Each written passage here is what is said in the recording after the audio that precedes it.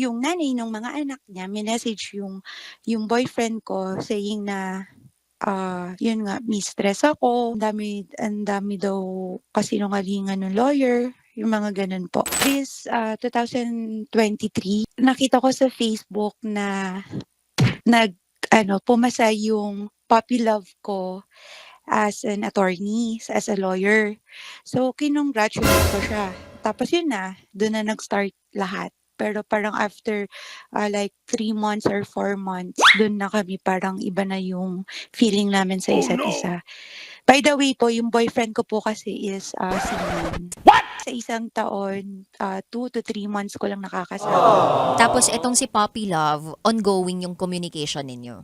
Hindi na po, nag-stop na since 2024. Umuwi po yung boyfriend ko ng 2023 and hindi na kami nag-usap after nun. Actually po, walang nakapagpa-decide sa akin. Pero po kasi nagme-message ako sa kanya palihim, pero hindi niya na ako nire-replyan. Recently lang, nag-message yung mommy naman ng mga babies niya. Yung nanay ng mga anak niya, minessage yung boyfriend ko saying na, yun nga, may-stress ako. Alam mo yung mga bagay na ang dami daw kasinungalingan ng lawyer, yung mga ganun po. OMG!